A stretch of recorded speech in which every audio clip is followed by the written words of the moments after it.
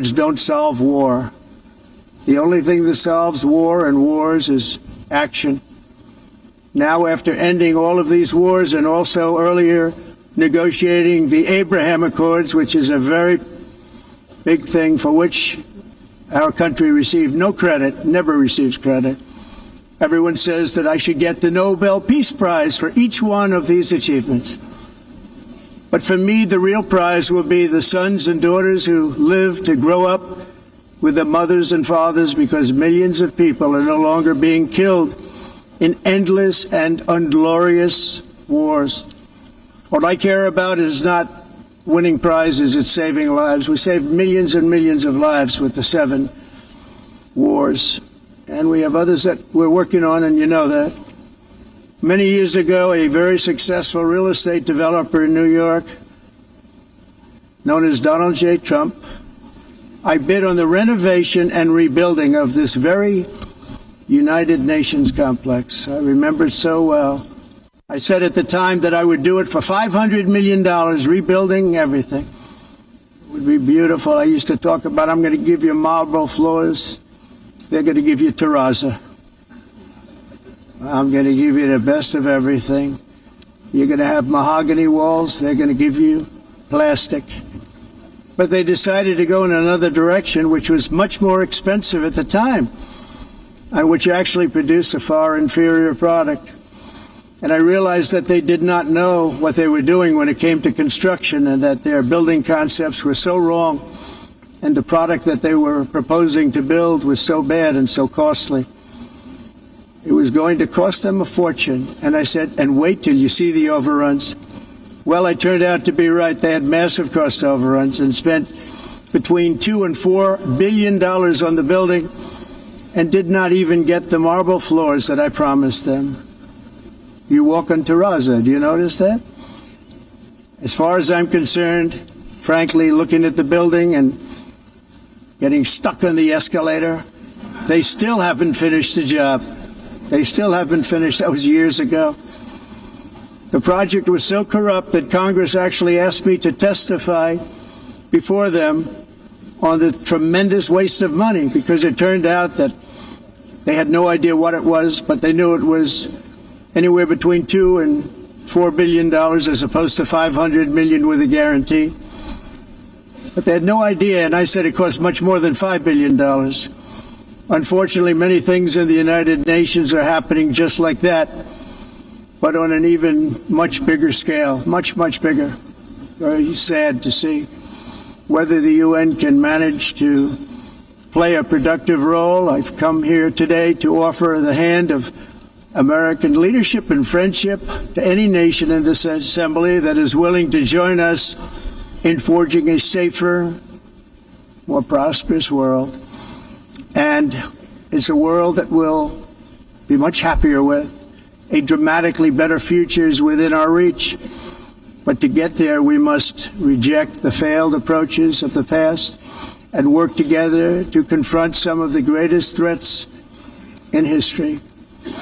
There is no more serious danger to our planet today than the most powerful and destructive weapons ever devised by man, of which the United States, as you know, has many.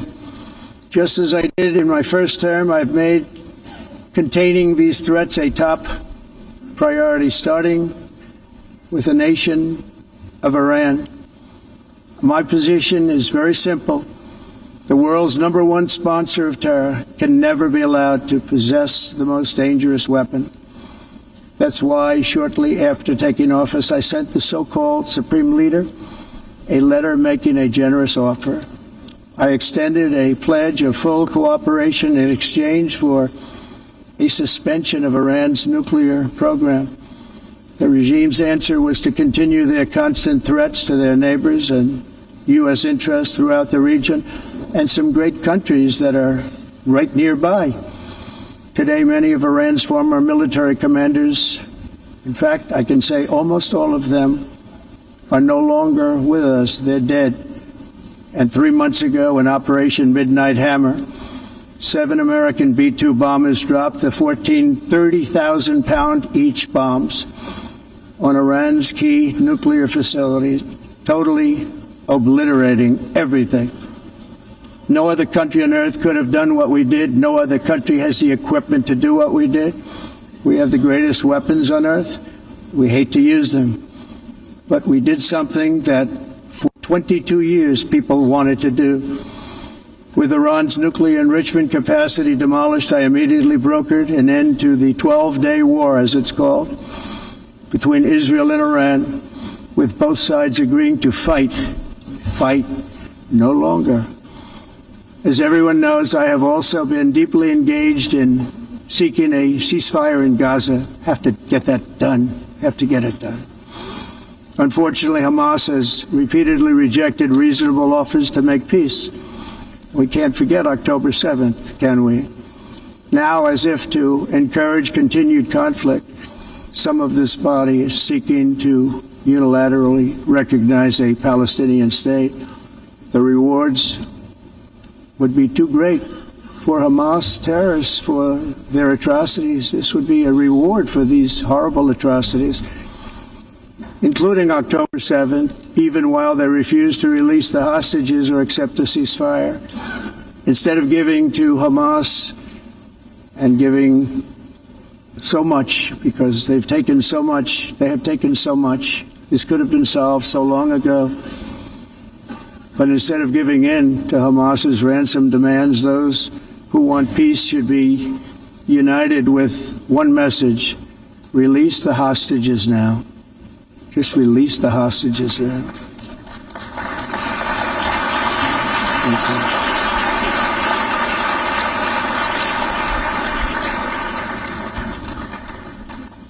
Thank you. As we have got to come together, and we will come together, got to get it done. We have to stop the war in Gaza immediately. We have to stop it. We have to get it done. We have to negotiate, immediately have to negotiate peace. We got to get the hostages back. We want all 20 back. We don't want 2 and 4. As you know, I got, along with Steve Witkoff and others that helped us, Marco Rubio, we got most of them back. We were involved in all of them. But I always said the last 20 are going to be the hardest, and that's exactly what happened. We have to get them back now. We don't want to get back 2, and then another 2, and then 1, and then 3. Have this process. No, we want them all back, and we want the actually 38 dead bodies back too. Those parents came to me, and they want them back, and they want them back very quickly and very badly, as though they were alive. They want them. They want them every bit as much as if their son or daughter were alive. I've also been working relentlessly, stopping the killing in Ukraine. I thought that would be, of the 7 wars that I stopped, I thought that would be the easiest because of my relationship with President Putin, which had always been a good one. I thought that was going to be the easiest one. But, you know, in war, you never know what's going to happen. There are always lots of surprises, both good and bad.